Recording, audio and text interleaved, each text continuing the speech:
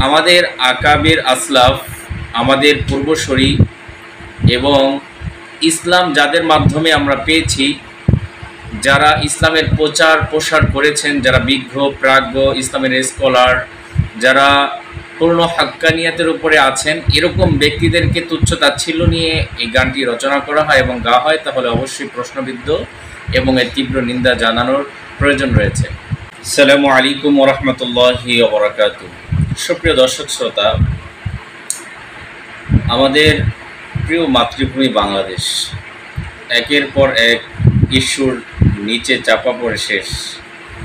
প্রতিদিন প্রতি মুহূর্তে নতুন নতুন ইস্যুর জন্ম হচ্ছে এবং সেই ইস্যুকে কেন্দ্র করে জাতি বিভক্ত হচ্ছে।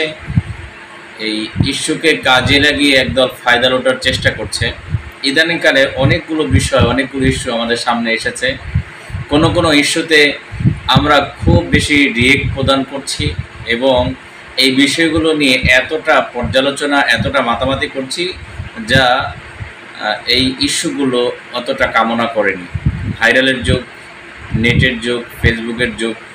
এখন আমাদের কাছে মুহূর্তেই যে কোনো বিষয় চলে আসে এবং তার রিয়েক্ট আমরা প্রদর্শন করি, সে বিষয়গুলো নিয়ে আমরা কথা বলি। আজ এমনই একটি বিষয় নিয়ে কথা বলার জন্য আপনাদের সামনে দ্বারস্থ হয়েছি। বর্তমান সময়ে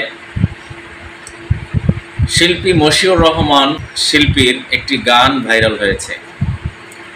সেই গানটির প্রথম আস্থাই নিয়ে তুমুল তর্ক বিতর্ক চলছে। একদল আর এক দলকে নাজেহাল করে ছাড়ছি এবং আমরা বিষয়টা এতটা জলঘোলা করেছি যে আমাদের প্রতিপক্ষ যারা, তারা বিষয়টি নিয়ে হাসাহাসি করছে।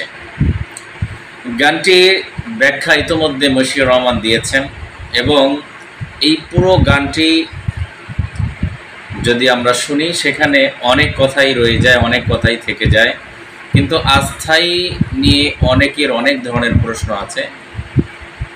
যেমন গানটিতে বলা হয়েছে, কি বলেছে আকাবির, কি বলেছে তোমার পীর, কি বলেছে আকাবির, কি বলেছে তোমার বাপ দাদারা, ওইসব কিচ্ছা ছাড়ো, যদি বন্ধু পারো কোরআন হাদিস ধরো। এই কথাগুলো কি বলেছে তোমার পীর, কি বলেছে আকাবির, অর্থাৎ আমরা সহজেই এই কথার মাধ্যমে বুঝে নেই পীরের কথা ছাড়তে হবে, আকাবিরের কথা ছাড়তে হবে, বাপ দাদারা যা বলেছে সেটা ছাড়তে হবে, কোরআন হাদিসের মাধ্যমে তাদের কথাগুলোকে যাচাই করতে হবে। তো এই কথা নিয়ে আমাদের মাঝে তীব্র প্রতিক্রিয়া এসেছে।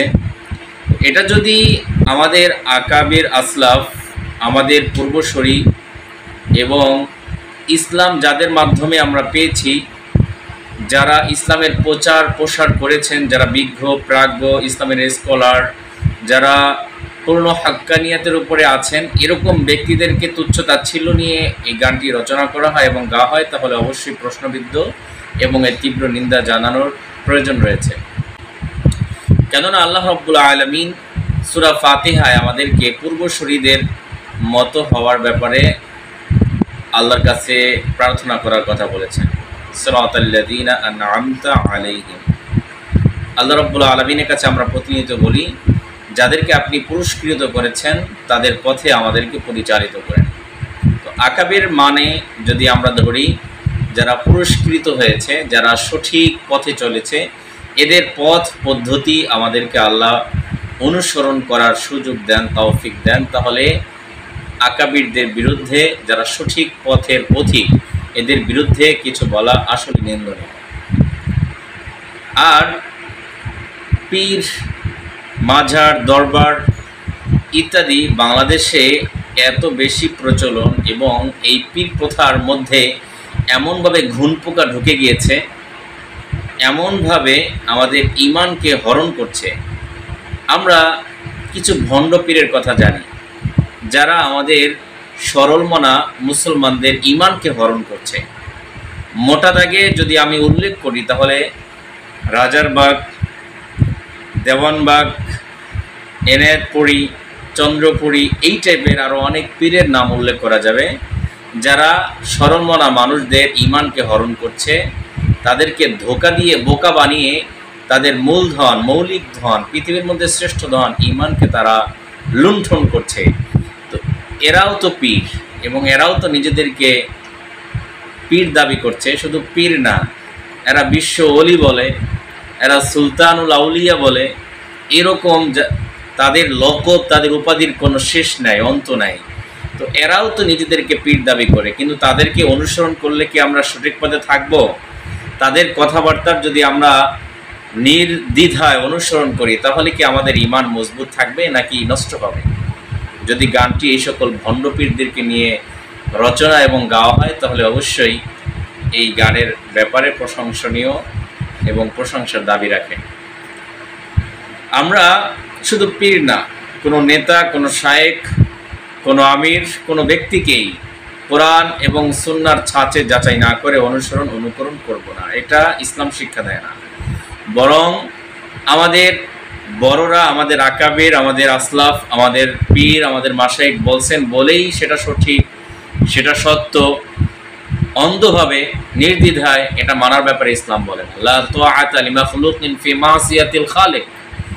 বিশ্বনবী বলেছেন, মাখলুকের এমন কোনো বিষয় আনুগত্য করা যাবে না যেটা করতে গেলে আল্লাহর নাফরমানি হয়ে যায়। সেই কারণে আমাদের কথা বলার ক্ষেত্রে খুব সতর্কতা, সচেতনতা অবলম্বন করা জরুরি, যাতে করে আমরা সঠিক পথে চলতে পারি, জান্নাতের পথে চলতে পারি। আর ছোটোখাটো বিষয়কে কেন্দ্র করে আমরা মুসলিমদের মধ্যে মতভেদ তৈরি করে আমরা একে অপরকে শত্রু মনোভাবাপন্ন তৈরি করে দূরে সরিয়ে না দিই। বরং কোনো ভাই যদি ছোটোখাটো বিষয় ভুল করে থাকেন, তাহলে আমরা তাকে শুধরে দিয়ে ধরিয়ে দিই। ইতিমধ্যে শিল্পী মশিউর রহমান ভাই তিনি বিভিন্ন ভিডিওতে বিভিন্ন ব্যাখ্যা দিয়েছেন তার এই গানের ব্যাপারটায়।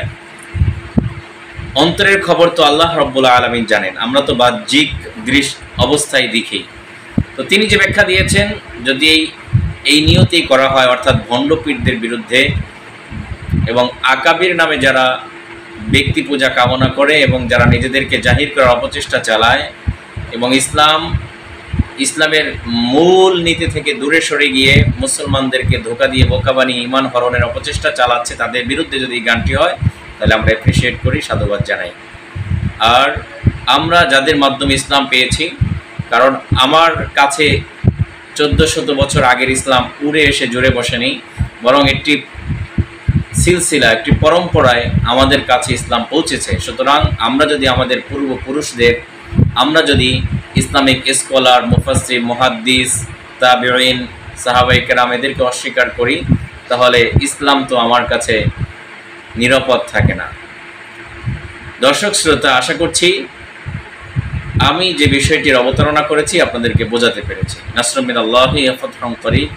অবশ্যই মুমিনিন। আসসালামু আলাইকুম ওয়া রাহমাতুল্লাহি ওয়া বারাকাতুহু।